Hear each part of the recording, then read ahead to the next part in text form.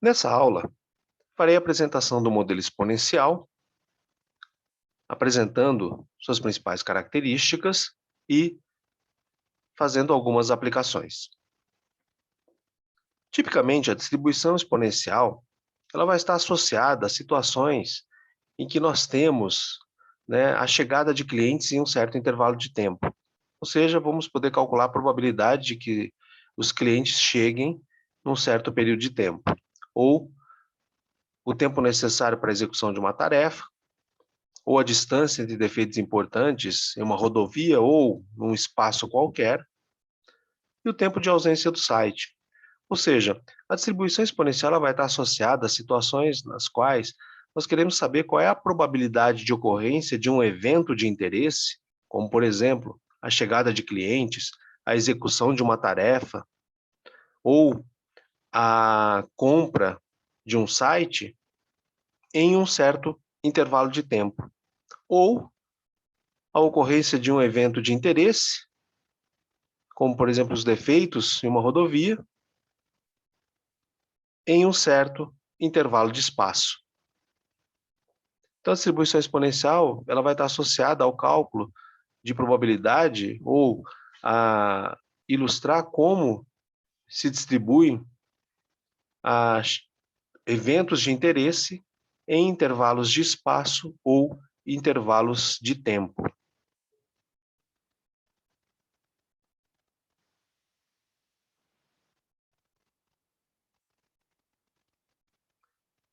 Então, uma variável aleatória contínua que segue distribuição exponencial, ela vai ter uma função de densidade de probabilidade com essa especificação. A função vai ser igual a 1 sobre μ, exponencial de menos x sobre μ, em que μ é a média, a esperança da variável aleatória contínua, x, e algumas vezes vocês também poderão encontrar essa especificação, lambda vezes exponencial de menos lambda(x), em que lambda é 1 sobre μ. E essa especificação ela é válida para x maior ou igual a zero, ou seja, para valores não negativos da variável aleatória contínua. E a função será igual a zero para x menor que zero. Uma vez que está dito que essa é uma função densidade de probabilidade, significa que essa função ela já atende aquelas duas condições necessárias para ser uma função de densidade de probabilidade, ou seja, ela é não negativa, o que é fácil de verificar pela própria definição da função para os intervalos em que x é maior ou igual a zero e x menor que zero. Então, nós vemos que a função ou ela é zero ou ela será maior que zero. E, além disso, se fosse feita a integral de menos infinito até mais infinito para essa função, o resultado seria igual a 1. Então, se já for dito que é uma função de densidade de probabilidade, nós já podemos saber que aquelas duas condições necessárias já foram testadas e foram satisfeitas. Bem, mas como será que é o gráfico dessa função? Bom, quando a gente olha ali para a especificação dela, nem sempre é fácil ter uma visualização do gráfico. E para isso é que é importante algumas técnicas que nós aprendemos em matemática ou nos cursos de cálculo, que é o conceito de limite, que sempre nos ajuda a poder ter uma visualização de um gráfico de uma função, por exemplo, com o cálculo do que se chama de assíntota. Então, inicialmente, vamos pensar sobre o que acontece com essa função quando a variável x tende para zero. Já que a função ela é só válida para x maior que zero, então vamos pensar assim, sobre como que a função se comporta, digamos, nos seus extremos. Então, tendendo para zero, e como a variável só vai assumir valores positivos além de zero, então depois a gente avalia qual é a tendência da função para x tendendo para infinito. Bom, então, aqui nesse caso desse limite, em que x tende para zero, Eu vou utilizar a especificação com lambda, né, porque ela não tem ali razões, a anotação fica mais enxuta, né, fica mais concisa. Então, eu vou utilizar essa especificação. Então, aqui no caso, eu vou calcular o limite de lambda vezes exponencial de menos lambda x, quando x tende para zero. Então, o primeiro passo que eu vou fazer vai ser eliminar essa potência negativa. Para fazer isso, basta que eu passe, então, aquele termo com exponencial para o denominador, que a potência fica positiva. Depois disso, vou olhar aqui para a especificação e reparar o seguinte: eu tenho um produto entre lambda, que é 1 sobre μ, μ é a média ou a esperança da variável, portanto, é constante, só não está dito que valor que é, mas é uma constante. Então, se μ é constante, 1 sobre μ também é constante. Já o outro termo é 1 sobre exponencial de lambda x. Então, nós temos aqui um produto de dois termos, um deles é constante, você repara aqui que lambda não tem x, o que significa que ele é constante. Já o outro termo, que é 1 sobre exponencial de lambda x, pelo fato de envolver x, é um termo variável. Bom, então eu tenho basicamente o quê? Uma constante multiplicando uma variável. A constante lambda multiplicando a variável 1 sobre exponencial de lambda x. Então, da mesma forma como eu fazia lá nos somatórios, quando eu tinha uma constante multiplicativa, e eu fiz também na integral, eu vou colocar essa constante multiplicativa em evidência em relação ao limite. Então, coloco a constante lambda antes do limite, multiplicando o próprio limite. E aí eu fico que preciso calcular o valor desse limite. Então, a questão é, para que valor tende a razão 1 sobre exponencial de lambda x quando x tende para zero? Ou então, um jeito fácil de compreender que valor seria esse, seria substituindo x por zero. Então, se nós substituirmos x por zero, nós vamos ter 0 vezes lambda, que é zero. Exponencial de zero é 1. Então, o limite de 1 sobre exponencial de lambda x quando x tende para zero é igual a 1. Dessa forma, nós teríamos que lambda estaria multiplicando 1, que é igual a lambda.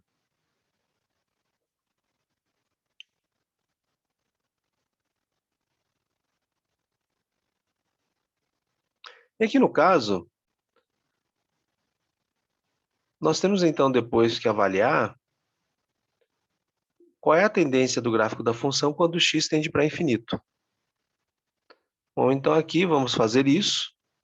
Então vamos tomar agora o limite de lambda exponencial de menos lambda x, com x tendendo para mais infinito. Vamos proceder da mesma forma como fizemos no cálculo do limite anterior. Primeiro vamos passar o exponencial para o denominador, para eliminar esse sinal negativo. Depois, vamos colocar a constante lambda em evidência, para ficar ali com o cálculo do limite envolvendo somente o termo que tem a variável x, que tende para infinito.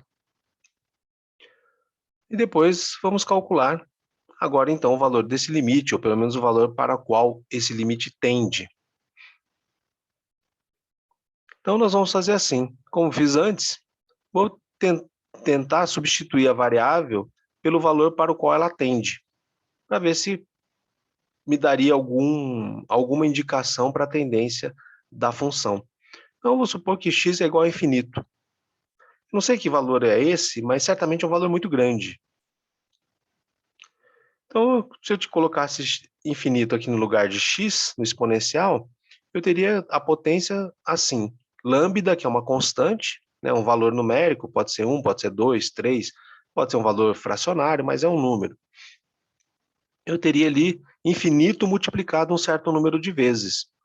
Bom, certamente continua sendo alguma magnitude muito grande, que a gente poderia simbolizar, pensar que é infinito. Então, nós teríamos que exponencial de infinito. Bem, exponencial de infinito, uma vez que o número neperiano e ele é maior do que 1, elevado a uma potência muito grande, certamente resultaria num valor muito elevado também. A gente poderia pensar, de maneira aproximada, que tenderia para infinito. Significaria que o valor desse limite, ele seria o quê? O resultado de dividir o valor 1, que está no numerador, por valores cada vez maiores. Então, se eu dividisse, por exemplo, 1 por 2, seria meio. Se eu dividisse 1 por 4, seria 0,25. Se eu dividisse 1 por 10, seria 0,1. Se eu dividisse por 100, seria 0,01. Então, a gente repara que, conforme eu vou dividindo 1 por valores cada vez maiores, o resultado da fração vai ficando cada vez menor. E aí, dessa forma, nós podemos entender que esse limite, ele tende para zero, fazendo com que, então, esse produto seja lambda vezes zero, cujo resultado é zero. Bom, então, quando x tende a zero, o gráfico da função vai para lambda, e efetivamente vai ser igual a lambda, por quê? Porque x pode ser igual a zero, como está dito aqui na especificação da função. Então, quando x tende para zero, lambda vai, o gráfico da função ele vai para o valor lambda. Quando x tende para infinito, o gráfico da função vai tendendo para zero.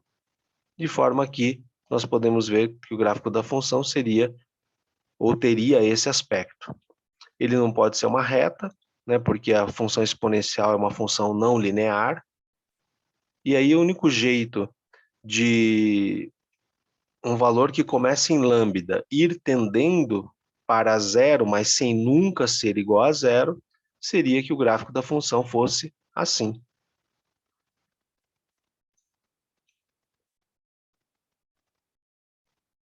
Então, o gráfico da função ali de densidade de probabilidade exponencial começa quando x é igual a zero, o valor da função densidade de probabilidade é lambda, depois ele vai decaindo, tendendo para zero, sem nunca ser igual a zero.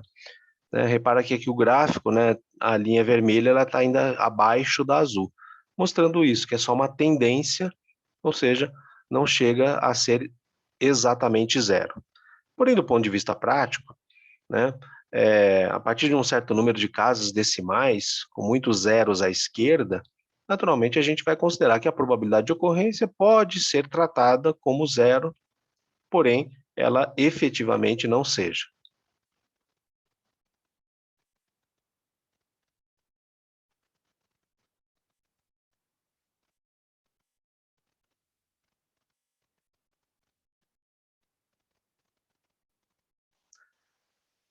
Bem, sempre que nós calculamos ou trabalhamos com variáveis aleatórias contínuas, além de nos preocuparmos com a função de densidade de probabilidade, também é interessante que nós conheçamos alguns momentos da, da variável naquela distribuição, e no caso são a esperança, a variância e o desvio padrão. E que no caso da função de densidade de probabilidade exponencial, a esperança para a variável aleatória contínua, ela vai ser μ, ou 1 sobre lambda. Então, uma vez que lambda é 1 sobre μ, se nós passarmos μ para o lado esquerdo, lambda para o direito, nós vamos ter que μ é igual a 1 sobre lambda. No caso da variância, a variância que tradicionalmente é ilustrada por sigma ao quadrado, a variância será igual a o quadrado da esperança, μ ao quadrado ou 1 sobre lambda ao quadrado. De forma que o desvio padrão, sendo a raiz quadrada positiva da variância, denotado ou ilustrado geralmente pela letra sigma, ele vai ser igual à esperança μ ou 1 sobre lambda. Por fim, a densidade de probabilidade, no caso da variável aleatória contínua com distribuição exponencial, vai ter a especificação para a densidade de probabilidade entre 0 e um valor específico que nos interessa, chamado aqui de x0. Repara que eu não coloquei aqui, ó, x maior ou igual a 0 até x menor ou igual a 0. Não coloquei por quê? Porque na própria definição da função já está dito, né, que ela vai ter somente valores não negativos. Então, como isso já faz parte da definição inicial, geralmente a gente não precisa colocar aqui, né, que é a densidade de x maior ou igual a 0 e x menor ou igual a 0, ou seja, x entre 0 e um valor específico. Essa densidade de probabilidade ela vai ser igual a 1 menos exponencial de menos x0 dividido por μ, ou 1 menos exponencial de menos lambda x0, que é um valor de interesse em particular.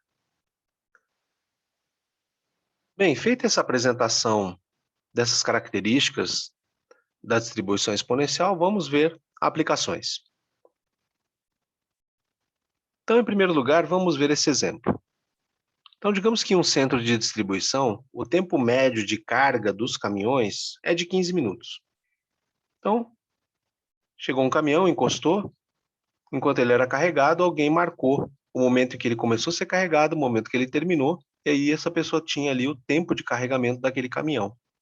E ela fez isso para outros caminhões, em outros dias. Quando ela considerou todos os tempos de carregamento dos caminhões e calculou a média desses tempos, ela obteve o resultado de 15 minutos. A pergunta que se faz é qual é a probabilidade de um caminhão ser carregado em 6 minutos ou menos. Bom, então aqui, como nós estamos interessados na ocorrência de um evento, que é o carregamento do caminhão, né? Então, desde a sua chegada ao ponto de carregamento, o carregamento e a partida do caminhão, em um intervalo de tempo, ou para um período de tempo, que neste caso é de 6 minutos, então a gente vai usar uma distribuição exponencial. E aí, dessa forma, então nós temos ali que a densidade de probabilidade vai seguir um padrão exponencial. Lambda vezes exponencial de menos lambda x, em que lambda é 1 sobre μ. Bom, precisamos saber, então, que parâmetros nós temos ali no caso, né? Quanto que é μ, né?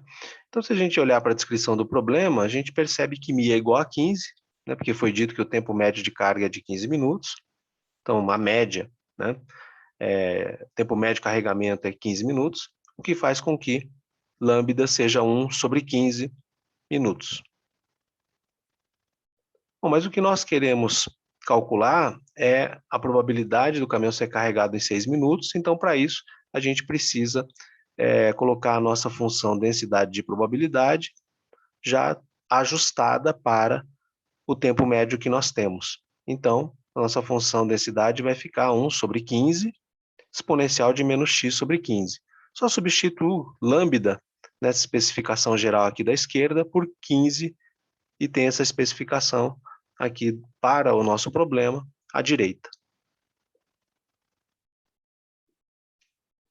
E com isso, agora, eu vou poder pegar aquela fórmula de cálculo da densidade de probabilidade de 0 até um valor específico, porque é o nosso caso, né? Então, eu quero saber qual é a probabilidade de um caminhão ser carregado em 6 minutos ou menos, o que significa que é um caminhão ser carregado em até 6 minutos, né? Então, o tempo de carregamento de um caminhão, ele pode ser ali desde que instantâneo, 0 segundo, né? Uma fração mínima de tempo depois do zero, até 6 minutos. Então, carregar em 6 minutos ou menos é carregar em até 6 minutos. Então, é calcular a densidade de probabilidade entre 0 e 6 minutos, que é um valor de interesse. Então, aqui numa especificação geral, eu vou ter que a densidade de probabilidade para esse intervalo é 1 menos exponencial de menos lambda vezes o valor particular que me interessa. Uma vez que lambda é 1 sobre 15, né, então eu já tenho aqui uma especificação já mais aplicado ao nosso problema, já troquei lambda por 1/15, e aí agora eu relembro que o valor que me interessa é x0 igual a 6, e vou fazer então a devida substituição de x0 por 6. Se eu fizer isso, então aqui a minha fórmula de cálculo da densidade de probabilidade vai ficar desta maneira. Eu substituí x0 por 6. Quando nós chegamos nesse ponto, só nos resta fazer as contas, né? Porque aqui nós temos 1 é número, 6 é número, 15 é número e o e também é número. É o número neperiano. Então, a gente vai ter que usar algum recurso aí de cálculo, né, como uma calculadora. E ao fazer essas contas, nós vamos ter que ali vamos ter que é 1 menos 0,6703, ou seja, o exponencial de menos 6/15 é 0,6703. Então, o resultado dessa subtração, ele vai ser 0,3297. Ok, mas por que nós calculamos dessa forma, né? O que nós calculamos efetivamente através desse procedimento? Nós fizemos isso aqui, ó. Então, aqui é o gráfico da função densidade de probabilidade, fx, para esse problema. E o que nós calculamos foi o quê? A densidade de probabilidade da variável assumir algum valor entre 0 e 6. Ou seja, esse trecho aqui entre 0 e 6. Tá? Você repara que o gráfico começa aqui num valor muito próximo de 0,07, né? Porque lembra que o nosso lambda é 1/15, então o gráfico da função, quando x vem aqui para 0, ele vai para lambda, que é 1/15, que é aproximadamente 0,067. E aí depois o gráfico vai decaindo conforme o valor de x vai aumentando. Então, o que nós calculamos aqui inicialmente foi, né, que seria, digamos assim, a probabilidade da variável x ser menor ou igual a 6, que é o cálculo dessa área aqui à esquerda, né, entre 0 e 6, para o tempo de carregamento, que parece um trapézio. Tá? Então, o cálculo ele até poderia ser aproximado ali por um trapézio, mas claro que ao aproximar por um trapézio, né, não haveria uma aderência perfeita do trapézio à área, a gente teria algum tipo de perda ou de ganho, né? Ou seja, a gente estaria superestimando de alguma forma ou subestimando de alguma forma. Para ter um cálculo exato, aí de fato a gente precisa vir e usar essa especificação aqui para a função densidade de probabilidade.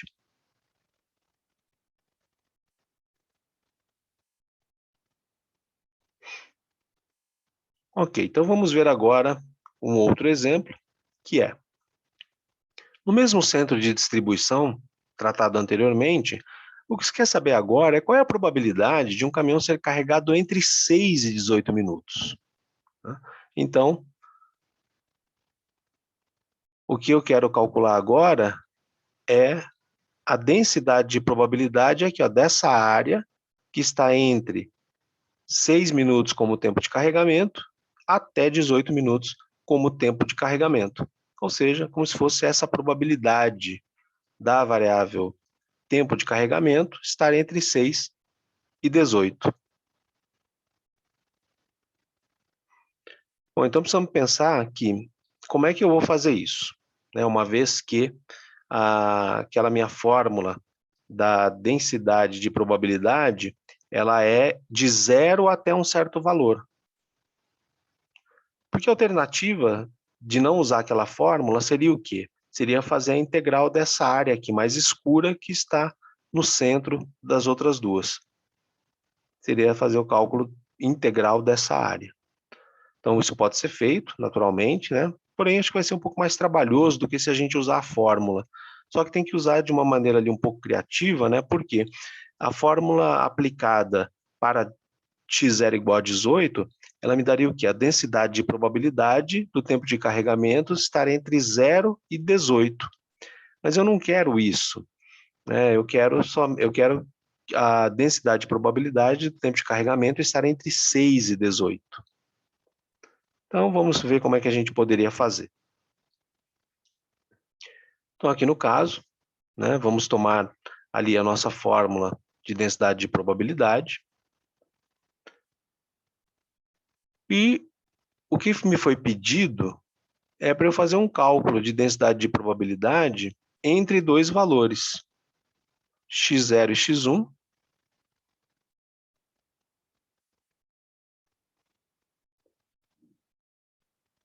E como eu falei para vocês, é o cálculo aqui dessa área.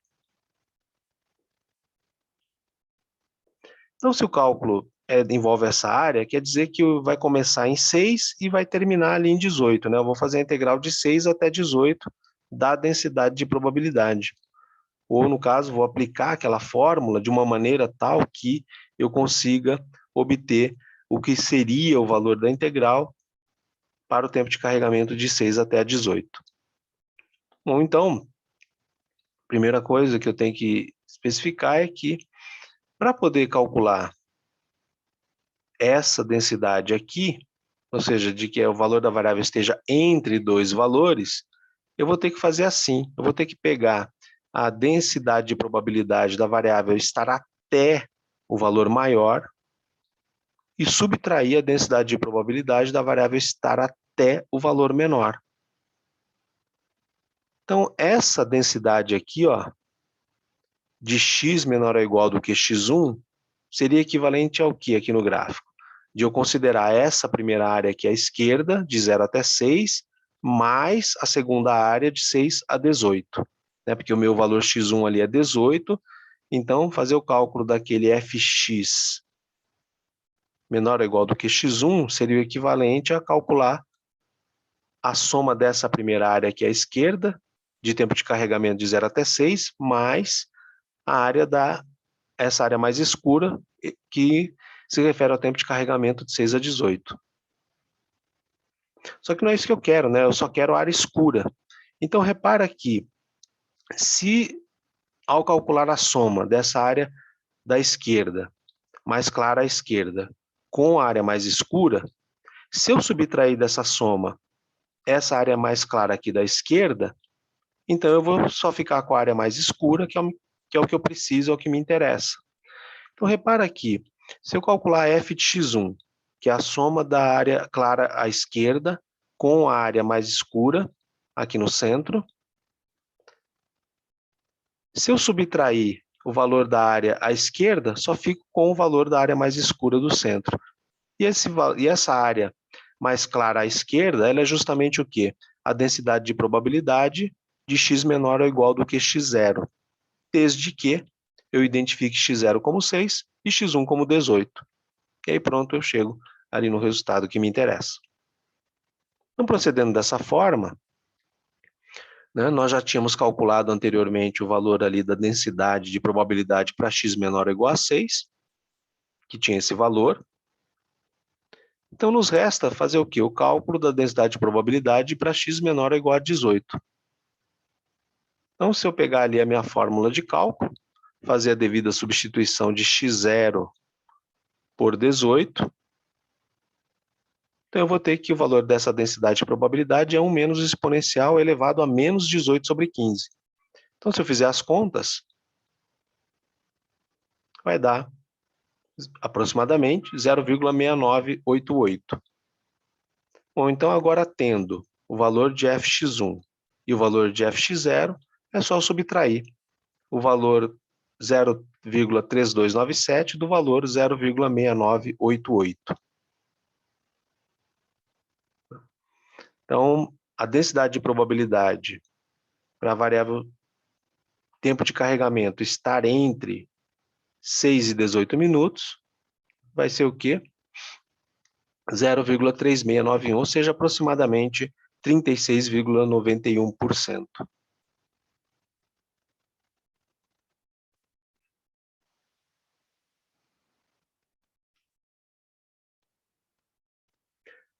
Vamos ver agora algum outro exemplo.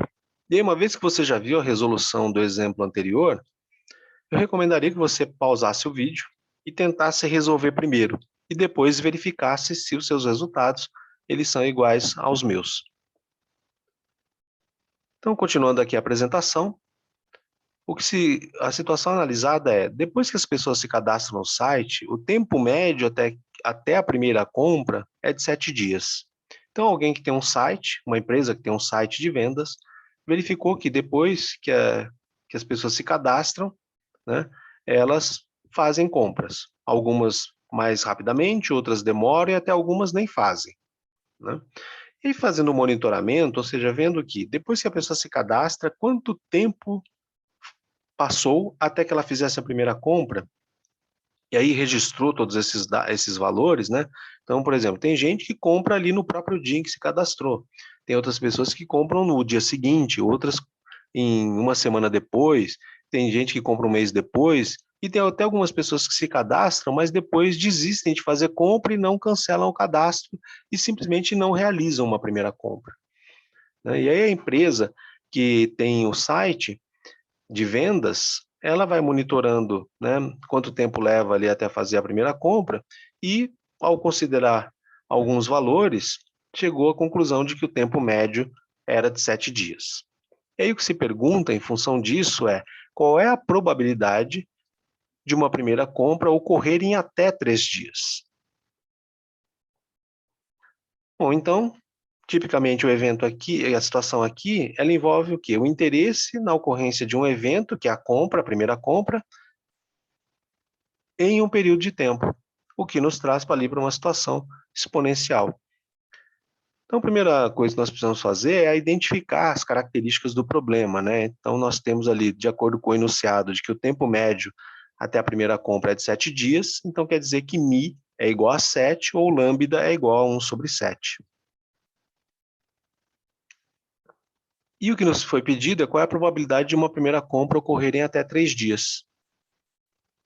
Ou então, o que nós estamos querendo saber é, né, qual é a densidade de probabilidade de que o tempo de compra X seja menor ou igual do que um valor particular. Então, o primeiro passo que nós fazemos, a partir da definição, é especificar lambda, né, que nós vimos que é 1 sobre 7, e aí depois entender que o valor de interesse ali é x0, né, dado que a probabilidade da primeira compra é até 3 dias, então x0 é 3, e pronto, nós vamos substituir o valor de x0 aqui na especificação para o cálculo da densidade de probabilidade da variável aleatória assumir valores menores ou iguais a 3, ou até 3. Então, fazendo a substituição de x0 por 3, nós teríamos aqui essa especificação, e fazendo as contas, nós vamos ter que o exponencial de menos 3 elevado a 7 vai ser igual a 0,6514, o que faria com que a densidade de probabilidade da primeira compra ocorrer em até 3 dias é de 34,86%, ou aproximadamente também 35%.